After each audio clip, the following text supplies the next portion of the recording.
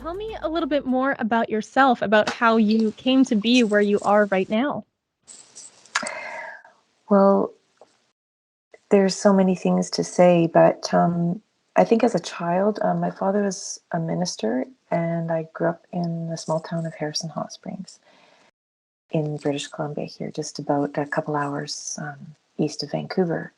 So I grew up in a spiritual context, and as a little girl, loved to actually the Saturday mornings I used to love more than Sunday mornings because I'd be alone in this church, and my job was to dust the windowsills, but instead I would gather the dust and fling it into the air, and and I would imagine that the dust would turn into like diamond particles as I saw the sun streaming through, and then I would sing and dance, and I'd had my first experiences, I would say, of the presence of God in those moments.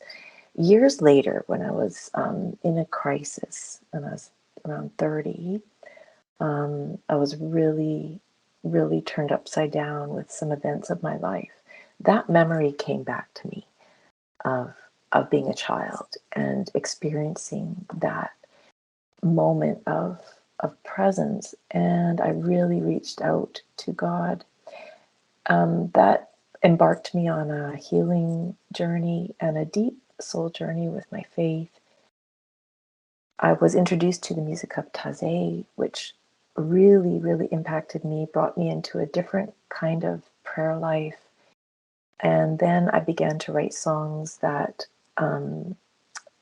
came out of that whole experience. Some of them that were similar to Taizé in that they were repetitive and brought people into a place of prayer, and other songs that were maybe more soulful and deep and folky, but they were expressing songs of my the healing that was coming to me.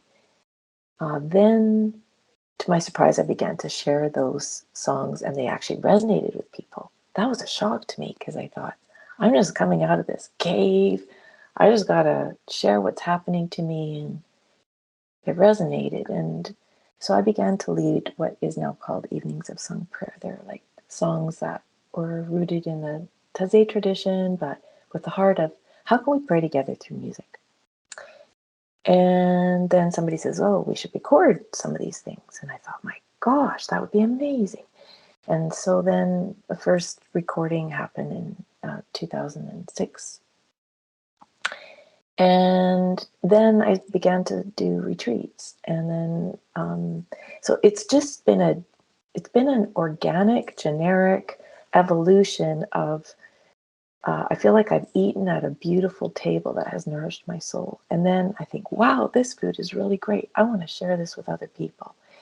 And that food has been sitting at in the presence of God through music and through contemplative practices, and it's changed my life. And so I just have a huge passion to share it through others. Um, and spiritual direction also was part of me coming out of that cave when I was 30. And I haven't stopped receiving spiritual direction in my own life, but then I also became a spiritual director. And so spiritual direction, retreats, and music have been what has healed me, but also then what I'm so deeply passionate to provide for others wherever they are at. So that's a bit of the story. I could tell many, many stories, but that's a bit of an overview. Awesome. I like how it was kind of like an organic way of just like how your life went, right? Like, oh, you just started writing this music and then all of a sudden it went on to something bigger. That's awesome. Um, but can you say just a little bit more on what soul care is and what it's all about? For sure. So, soul care, in a nutshell, is um, providing through spaces, through experiences, uh, places, and music, and um, for the soul, for healing of the soul, for nurture of the soul. Uh, Most of us are putting a lot of time and energy on what we can see and what we can measure on the outside. And most of us aren't in nurturing our interior life. So I would say soul care is provision for your interior life. It's nurture for your interior life. It's solace for your interior life.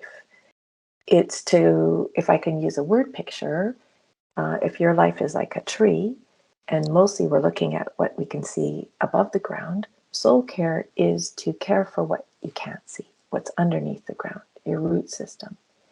It's to nourish you through music, through contemplative practices, through retreats, through prayer. It's to nourish your life. And why is it important to nourish your life? Like, why would people want to come and do this? Mm. Well, I meet and listen to many, many people who say, I don't know who I am. I'm so burnt out. I am wiped out. I am tired. I'm exhausted. I am taking care of everybody else, but I don't even know what I want. Most people are incredibly disconnected from their deepest self, which, and I believe we each have a soul that is beautiful, that is radiant, that is the part of us that remembers who we are through the eyes of God. Most of us are living from what other people think of us, and from what our titles are or our degrees are, how we're valued. We're not really living from our intrinsic value. So why is soul care important? It's so important because it changes everything. When I know how precious my life is, then I live from that place. I can show up and I can love you, but I'm not looking for you to approve of me. I already know that my life is precious.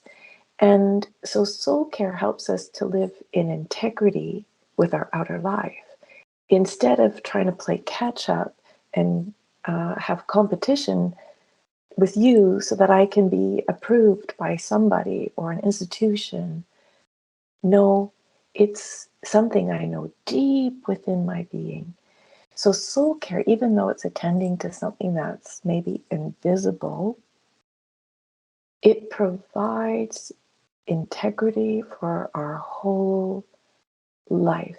And I would say it helps us align with our soul so that we can live with the deepest purpose, deepest joy, and deepest integrity with everything we do in each of our relationships. Honestly, I'm hearing myself preach here. I'm feeling rather excited.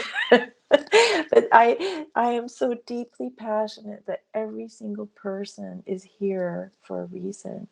And when we align with that truth of our being, our lives find profound meaning. And that's why I'm so excited to serve. I would say soul care is to serve the soul of every human being that I meet. You know how you're talking about like people focus on ex extrinsic value, you know, like getting um gratitude from other people instead of doing what they want in themselves. Did you ever, at a point in your life, stray into that extrinsic value? For sure. I would say it's one of my spiritual directors calls it getting hooked out of ourselves. And so it happens all the time. So someone has said, you know, our deepest work of our soul is a daily remembering because there's, you know, an email can hook me out, a comment, some anything can hook me out and make me all of a sudden panic or want somebody else to approve or validate. And so the daily work of soul care is to continually say, oh, who does the divine like say that I am? How can I live from that place of remembering? So yes, there's been many, many times I've faltered and um, and become deeply insecure or afraid or panicked. But I would say these practices of prayer, these songs, times of silence, spiritual direction, and friends along the way, they have been all part of a deep remembering, a deep remembering. Something that's part of soul care is you go on these retreats and you kind of help people out in different areas. And that's why you're coming to Winnipeg. Can you say a little bit more on what people can expect for your time here? For sure. Well, for Winnipeg, for the Winnipeg aspect of the Soul Care Tour, I'm connecting with some dear friends, Andrew and Martha Dick and Rick and Luann Hill, who have been, both of those couples have been involved in Winnipeg in different ways through spiritual direction, pastoral work, teaching at CMU. So we wanted to specialize this particular part of the Soul Care Tour, especially for those that are serving others.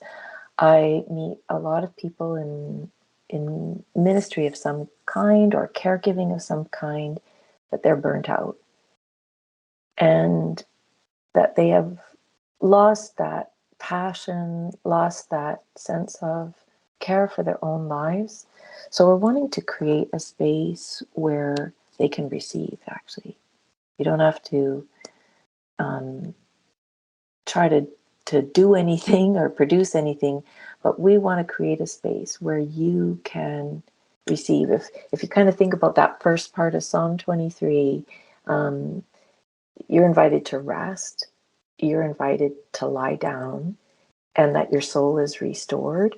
We want to create an environment like that, that you have care, that this is a time to be served, this is a time to be cared for in your soul. So that would be the retreat aspect for Winnipeg. And we're going to actually focus on Psalm 23 as like a archetypal journey for the soul, rest, receiving, walking through passages of darkness in our life. And one of the most amazing parts of Psalm 23, I think we forget about, is a sense of blessing. There's a sense of anointing and blessing that I believe is a great gift for us. And I think sometimes those that are caring for others, they need to know that they're seen and they're valued and they're cherished, and that they're very, very significant. And so we wanted to create a space for that. How can people join in? Like, when is this going to happen? How can they sign up or anything like that? Can you say more? Sure. If you go to my website, soulcare.ca, and there's also another website, cathyajhardy.com, you'll see a Soul Care Tour link, and there'll be a lot of info right there. We are coming to Winnipeg. I'm actually confused on the exact date. I think it's Tuesday, September 18th, 19th. I can't quite remember. All those days are blurry in my head, but it's the Tuesday of that week. And it'll be a day retreat at CMU. And so you can sign up through the website, through Eventbrite. You can also Google Eventbrite Soul Care Tour, Cathy A.J. Hardy, and you'll find it. One other thing maybe I could say about the retreat is that I hear that when some people go on retreats, there often is an experience of being like getting a lot of information. And we want to actually create a space where there's an environment where you can listen to your own heart and listen to the presence of God, so that it's a place of having space more than we're going to fill you with more things. We want to create space for you that you can really be nurtured and cared for. That evening is going to be an incredible concert. So the retreat is a little bit more reflective, meditative, but the concert evening is going to be with a band. I'm traveling with Philip Jantz, my producer, who's a musician extraordinaire, Kevin Bowes, guitarist, Christine, who's going to be singing with me, and Peter Daviduck, amazing bass players played across Canada. We are going to share the songs that have come out of this soul journey. and we're so excited. So some songs are really soulful, some songs are folky, some songs are a bit more mystical, but we have had extraordinary moments of sharing music together, and we're so excited to have an amazing evening of music in Winnipeg, and would love for people to come out to that extraordinary night. Is there anything else that you wanted to add? Maybe something that we haven't touched base on that's maybe important for the retreat or just what's part of soul care? Well, maybe I can close about the retreat with this, is that one of my yearnings, especially in times when I've been really depleted, is I've wanted to pray, but sometimes I'm so depleted I can't pray. And so I think it's been one of my greatest longings is to create spaces where people can actually pray. That is one of my greatest passions in life, is how to create a space where we can open to the presence of God. That would be my greatest desire.